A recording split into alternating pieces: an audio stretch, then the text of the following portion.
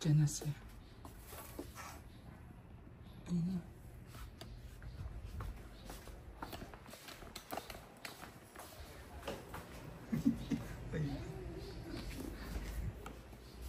Welcome home. Sawadee ka.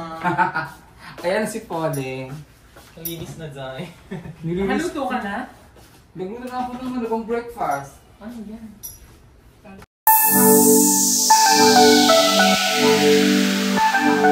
Good morning, mga kalakotsera, mga kaberos. Ayun, kagigising ko lang. It's 7 in the morning at darating ngayon si Sir Paul. So, kailangan ko magising ng maaga. Actually, hindi so regular na nagising ako sa oras na ito. Pero, gising ako maaga kasi magluluto ako para sa aming breakfast. Naglinis ako dito kahapon kasi dito nakatira before lumipad sila na Lorna.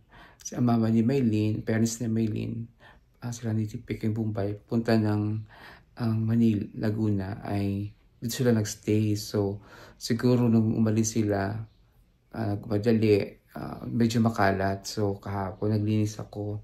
Nilinis ko yung buong bahay para pagdating namin ni Paul malinis. Lalo na pagdating ni Paul malinis kasi ayaw ng makalat. No? And then, yan, mag-prepare tayo ng breakfast ngayon kasi darating siya. At excited din ako kasi mag-start na ang aming mission dito.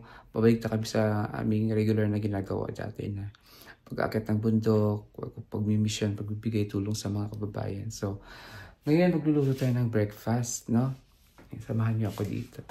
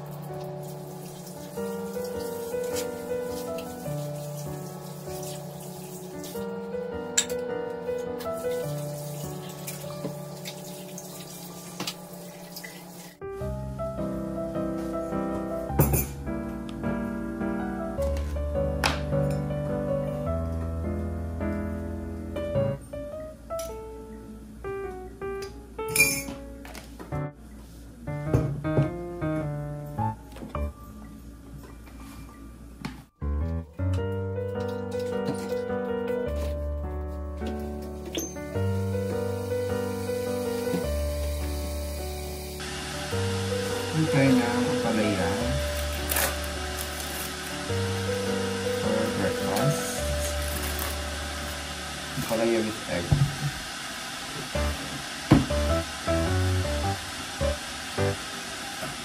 Kahapon nag-grocery na ako.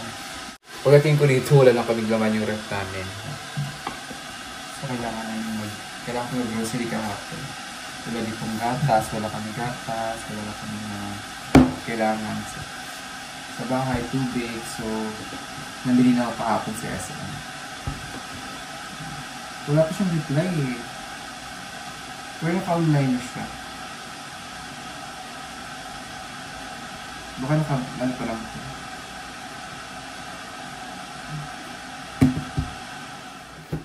Siguro tayo ngayon ng ang palaya.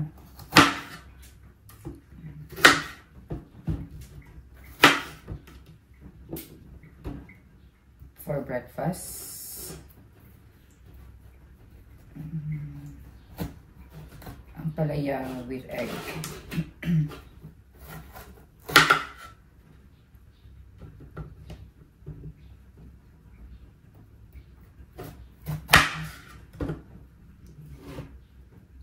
Itong palaya na to, hindi na to ano.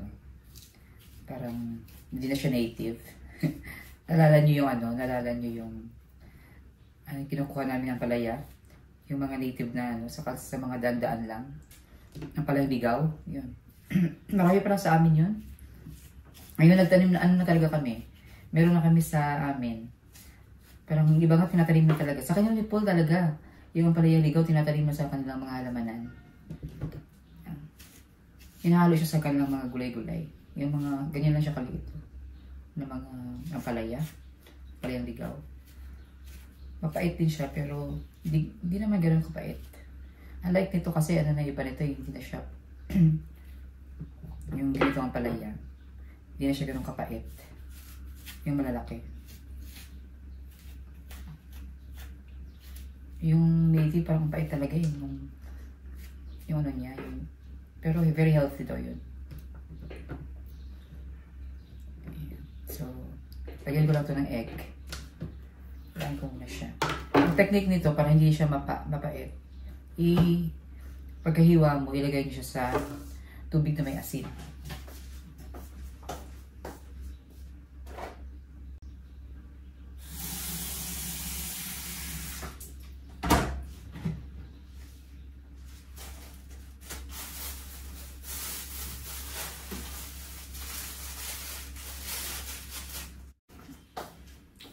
So, ito na yung tubig natin na may asin. Yan ang technique para hindi mapait. Kaya hindi mo na siya pigain. Kasi pag pigain mo siya, natanggal yung kanyang nutrients. So, ganito na lang. Ginagawa ko. Pagkatapos hiwa, ilagay sa tubig na may asin. Kasi, yun yung tatanggal ng pait. Yung sobrang pait. So, iba naman gusto talaga yung mapait. Kaya lang, ako nasanay na ako sa ganito yung hindi ganun kapait. Kasi plano na yung mga bata, hindi na ayaw kainin yung mapait. So ito, hindi natatanggal yung nutrients niya, pero hindi siya ganun kapait. Unlike nung iba kasi binipigaan ng asin, wala rin, walang silbi niya rin yung binanggal mo rin yung nutrients niya.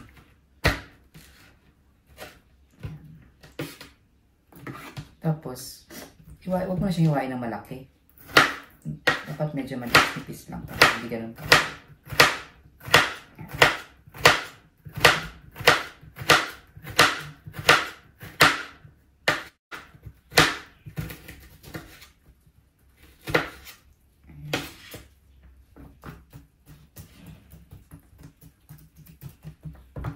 Ay.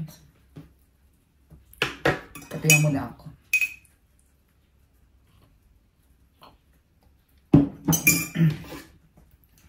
Coffee with milk in the morning. Pagsayang na tayo. Para pag wala pa siyang wala pang kung saan siya. Naka-online lang siya pero wala pa siyang kung asan siya. Bigla na lang yan dito kakatok. Pag tatanungin mo naman yan, sabihin na malayo pa siya, nasa Maynila pa siya. Ganyan naman yan nahilig sa prank. So, wala rin. Minsan, nasabihin na totoo yan, sabihin niya na, yan. Pero, usually, ganyan. Ginagano mo, saan ka? Nagpa-prank yan, sabihin niya. Sabihin nila ako na delete yung flight ko. Hindi mo alam, nandiyan ako, bigla na lang kakatok yan. So, ayan na. Tapos na natin mahiwa. Ano mo natin siya sa asin, sa tubig. Ibabad na natin.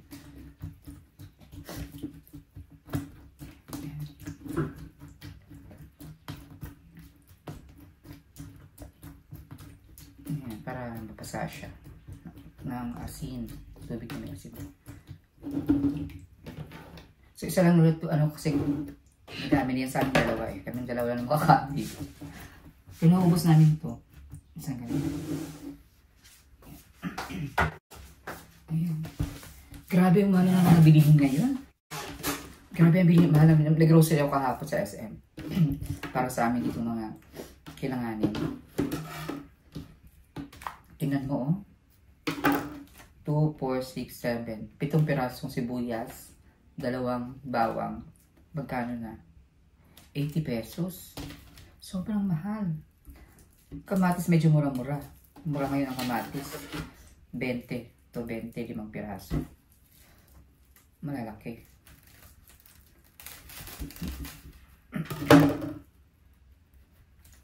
Kaya na talaga. Yung pinamili ko kahapon, ilan lang yun? Worth 2,000 na. Diyos ko. Eh kung yung kung sahod mo, ano lang, yung regular lang yung sahod mo, magkano lang yung sahod mo.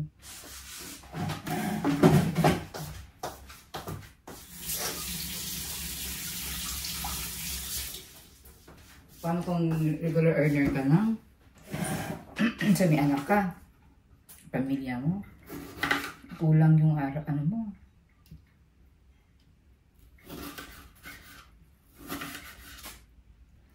Pag kami kumakain ng, pag ako nagluto ng, tinatanggal ko talaga yung buto. Ang kamatis. Yung iba kasi hindi na tinatanggal, pero, ano ako. Nasanay na ako tanggalin ang buto kasi, maliit pa kami. Yung kapatid ko nagka-appendicitis. Yung si Hanil sumunod sa akin, yung mag-drive sa akin. Ano yun? Grade 1 siya. Nagka-appendicitis. Kasi alam mo naman yung bata. Malikot. Tapos, favorite pa nun, favorite niya yung pritong baboy. Mantikain. Tapos, pagkatapos kumain, takbo agad. Kaya yun, ilang araw siyang sumasakit ng tiyan. Akala namin kung ano lang. Akala namin kabag lang. So ngayon, nung yung di na niya talaga kaya kasi ayaw niya nang ipagalaw yung kamay, yung tiyan niya. Ayaw niya nang, ang kwento lang talaga habang ako. Para educational din to sa mga anak dyan, na mga bata. Kasi yung mga bata talaga likas na malilikot. No? Normal lang yan sa mga bata malikot. Yung palagi pa namin ulam nun, pag yung kapatid ko, mahilig talaga siya sa pritong baboy. Yung ulam na pagbaboy talaga favorite niya yun. Tapos siguro may kamatis dun na hahalo. So yun nga, umpisa lang nun, sumakit na yung tiyan niya. So akala namin regular lang ang sakit ng tiyan. So wala lang. After ilan ng ng days na, maramdaman niya kasi right side ang appendicitis is right side. Tapos lower abdomen. Ito, dito. So, hanggang na yun. Hindi na siya, ayaw niya nang ipagalaw yung kamay niya. Masakit na siya. Masaktan siya pag pinagalaw yung tiyan niya. So, ngayon, dinala na namin sa hospital. Dun. Acute na. Malapit na pumutok yung appendicitis. Hindi na kami pinauwi. Hindi na siya pinauwi. Diretso operation na agad nung gabi. So, appendicitis pala. Nung nakuha yung nung appendix niya, mayroong buto ng kamatis na kasama. Kasi itong buto ng kamatis, madulas ito. Ang liit, tapos madulas. So siguro pumasok ito dun sa appendix niya. Ayun. So simula nun, hindi kami, pag kumakain kami, nagluto kami ng kamatis, tinatanggal talaga namin ang buto. Ayan, kaya pero sabi naman iba, hindi naman ito yung kaya lang, syempre pag may mga bata, lalo na pag may mga bata talaga, iwasan na lang natin. Tanggalin nyo naman yung buto, kasi pag may mga bata, malilikot.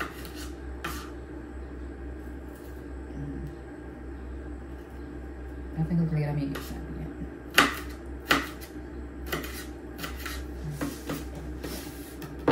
Tapos, bawang. Ang mahal ng bawang. Saka yung sibuyas.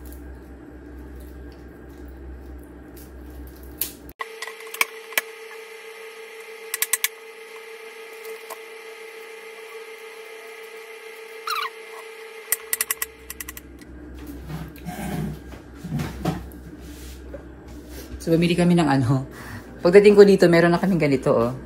Dati ito yung nilutuan namin. Matagal kasi ito magluto. Kailangan painitin pa yung plate. So, bumili si Paul nito. Yung induction, ito yung dati namin nilulutuan doon sa kabilang kondo. Induction kasi doon. Dito wala. Hot plate lang. Ganito. Hot plate siya. So, kailangan painitin ko muna bago mo gamitin. Unlike dito, direkta na to. Mabilis lang siya. So, para mas madali. Bumili na rin siya nito para kasi ito hindi naman to nagana. Pag hindi, kawali mo magnetic. Hindi yung kawali mo, pag kailangan yung makawali mo, metal na magnetic. Para talaga siya sa, meron talagang sarili siyang ano. Hindi pwede aluminum, kailangan metal talaga. Para dumikit siya kasi kailangan magpag-magnet siya eh. Ayan. So, ganyan siya.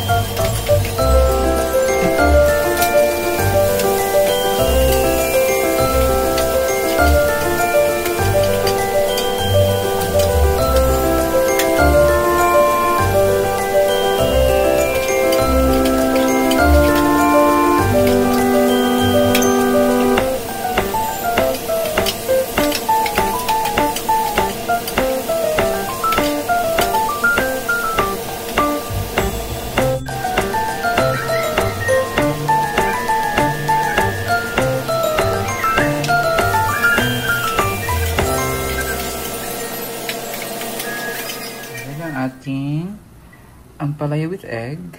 Ayan. Hainin na natin yan.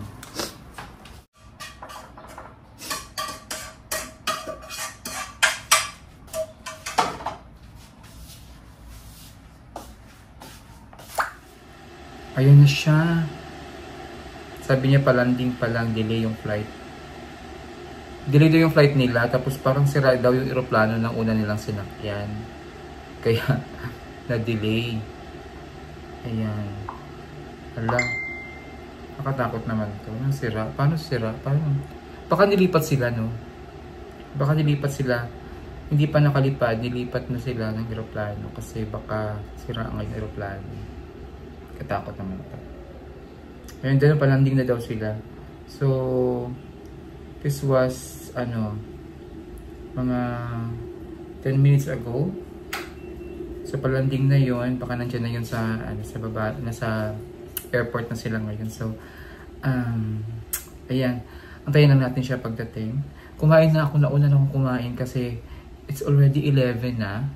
At hindi pa siya nakarating. Kasi expect ko talaga siya darating mga around 8 o'clock. Kasi 6 ang sabi niya ng una, 6 o'clock yung flight niya. So, mga 8 or 9, pinakamatagal. Dito na siya. So, na-delayed nga daw yung flight nila. Kaya, ayan, hanggang 11 na. It's 11:02 na. Hindi pa siya nating. So, yung niluto ko dito, tanghalian na to. Niluto ko pa naman bang breakfast. So, magluto na lang siguro ako ng sinigang na isda. Ayan, so, para siya ng sinigang. Favorite niya kasi sinigang na bangus. Ayan. Favorito niya yung mga ganyan sinigang, isda. So, antayin lang natin siya. At thank you kasi safe na karating sila ng maayos dito sa Davao. So, tabayan niyo lang yung aming pag-update dito sa Davao at aming mga bagong i-vlog dito sa Mindanao. At syempre, aming muli pagkikita ni Nanay Lorna. So, tutuloy na namin yung aming teleserye dito na sa Davao. No? So, tabayan nyo na yan.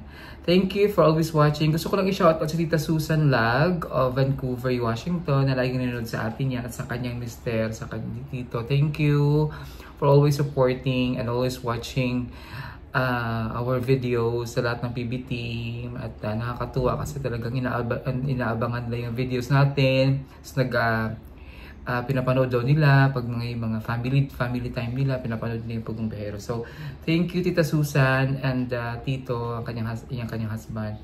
dyan sa Washington. Thank you for always, for your love and support for the team, PB team. Ayan. Thank you. And also, shout out din sa ating mga subscribers and viewers na lagi nanonood sa atin dito sa Pilipinas. Sa ating mga, kay Tita Elizabeth Makuha, nanonood yan lagi. Si Ma'am Arcela Reyes, na #1 commenter ko sa aking videos. Si Ma'am Sunya Lopez. At of course, sa lahat po ng ating mga sponsors, kay Tita Alori Digoma, I hope you're okay now and your family. And also kay Tita Millie Hoson of New York, Tita Flora of New Jersey, Mama Lou of California, Tita Helen Agpalo, Tita Minda Blackinger of Germany na kausap ko ka lang kanina. At of course, kay Tita PB Love na pabalik na ng US. So ingat po kayo Tita PB Love and Mamang na siguro nakalipad na ngayon going na to the US. So I hope you have a safe flight and you'll arrive in US safe and sound.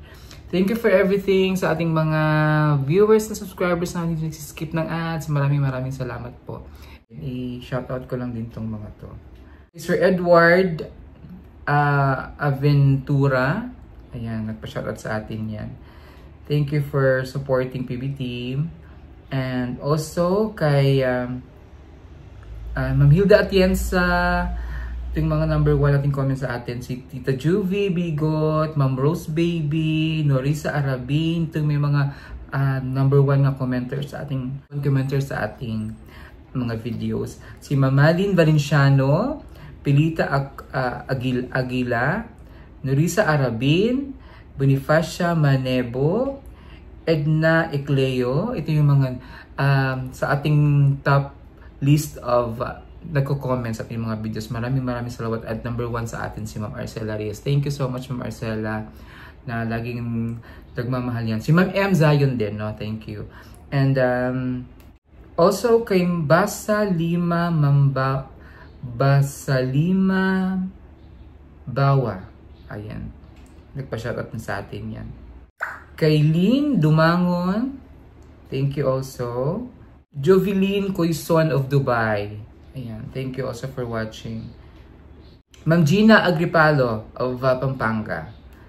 Shout out kay Luz Dumandan. Ayan. Thank you. Shout out din po kay Ma'am Luz Dumandan. At sa mga taga dun sa village ng kapatid ko dyan sa Marilao, Bulacan. Kay Ma'am Luda na sa likod lang pala ng bahay ng kapatid ko, meron pala ako dong, meron tayong fan dyan na avid fan ng Pugumbero team. So, si nanay na taga-Aklan. So, I forgot her full name. Ang na-remember ko is Ma'am Luda yata. Thank you, Ma'am. Sorry, pasensya na po. Pero naalala ko yung kanyang son-in-law, si Sir Neil Sanico na taga Dumaguete City. Ayan, shout out yan sa kanilang pamilya, sa kanyang apo na PWD dyan, si Nate daw. Kalaro din ng pamangkin ko. Ayan si Nate. Shout out yan sa kanila. Ginanonood yan sila maglola sa ating videos. Thank you so much. Kasi naglalakad ako sa labas. Pasakay ako kasi pupunta sana ako ng monumento. So, kailangan ko mag-commute kasi wala yung sasakyan. Kailangan kong maglakad. So habang naglalakad ako dyan sa loob ng subdivision, may tumawag sa akin, may kotse humunto, tapos tinawag ako, Madam Yula. So naglingon ko, akala ko kaibigan o kaya laban ng kapatid ko, whatever. So ano pala, nakilala niya ako sa vlog. So nakita niya ako naglalakad. So tinawag niya ako, in-invite niya muna ako sa bahay nila para daw mamit ako ng biyanan niya na napaka-fan daw. So tuwang-tuwa si nanay, nagka-picture kami doon at very happy din siya na nakita tayo. Sabi ko nga ako pala nakita niyo, hindi ko pala nakita si Pugumbero, sobrang tuwa niya na. So thank you dyan sa family nina, sa Sanico family at kay Nanay Luda dyan sa subdivision. I forgot the subdivision ng kapatid ko isa. So at dyan at sa lahat po ng mga kay Tita Nika at sa aking Tita Nika at sa kanyang daughter At sa kanyang kapatid din, get well soon din kay nanay na kagaling ng hospital sa tita ni Ochi. Yan sa aking sister-in-law. At sa sister-in-law ko si Ochi at sa aking pamangkin si Rayda Nico. Ayan, ingat po kayo dyan sa aking kapatid si Haniel. Nasa Bacolod ngayon kasi mabiyahe din siya sa kanyang work.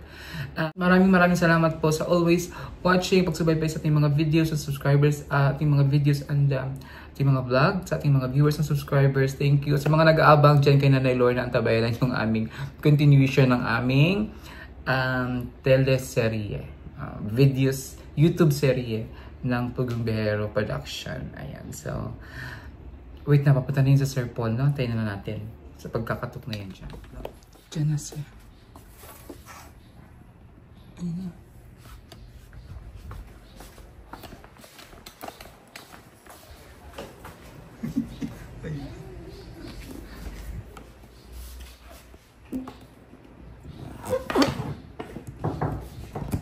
Yes, wait lang.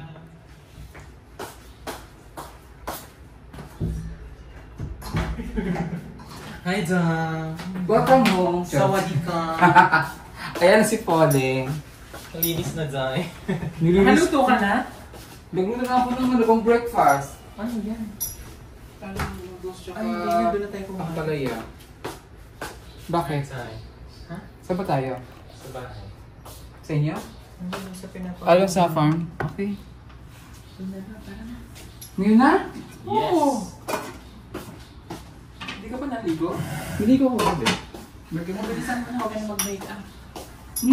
Pwede luto Baka na mag-makeup sa ano. Magilang mo.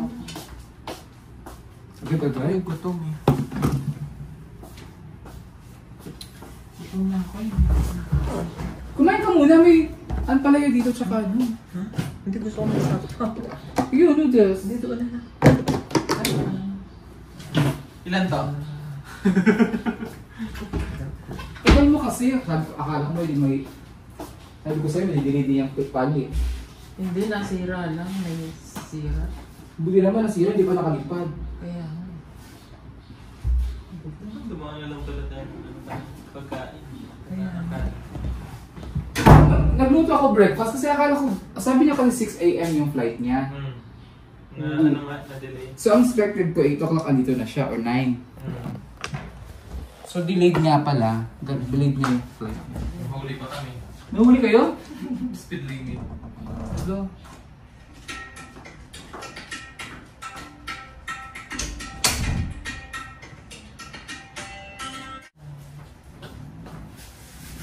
Lens niya. yes, thank you. Ano yung ba? Pag-aaralan ko kasi. Ang daming things na. Kasi Ano yan? sa... Bagong gimbal? Ano ito pang shooting talaga to? Ayo. Ang ganda ng gimbal, bay. Wala nang gimbal shoot. DJI. Sige. Ah. Tapos kapag kinuha mo yung ano, diretso na sa iPhone. Ito. Yan. Oh. Sa apps. Mic or apps lang. Yung DJI, same lang sa drone. Yes! Bong! Bong na yan ano na. Pag TV production na talaga yung mga. Ganda yan, bay. Ganda yan. Maganda ang quality mo. Mark! Pwede cellphone din today, di ba? Ano ako mga ideya? Hindi, ano Oh, sige talaga na. siya.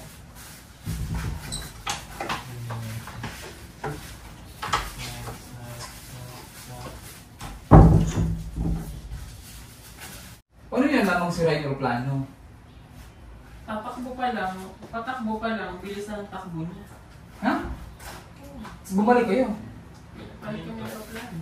Binalik kayo sa ano? Bumalik kami sa realidad. Dun sa ano? Sa... Sa katotohanan. Sa kaya. Sa kaya. Balik kami Buti sa- hindi kayo nakalano, no? Nakalipad mo. Yun nga. Airport naman. Kasi mahirap nung pag nakalipad na Nakatano, naka-take off na. Oo. Yung pagbaba. Ang pag-landing nun. So ayan, hindi na siya kumain dito. Diretso na kami dun sa farmhouse. Madali pa. Ito na yung bag.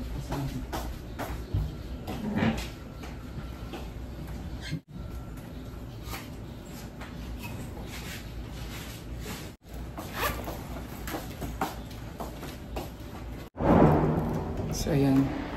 Punta na kami sa farmhouse. Direkta kami doon. Hindi na kumain si Paul. So, dito na kami. Kumain na lang kami sa labas. Yung niluto ko nung ampalaya, wala sa bahay. Ako lang kumain. Tsaka yung noodles.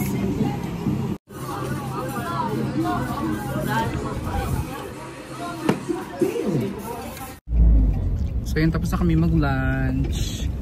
Papunta na kami ng farmhouse. So dito na muna tayo. Hanggang dito na muna tayo. See you on my next vlog. Bye-bye. Bye.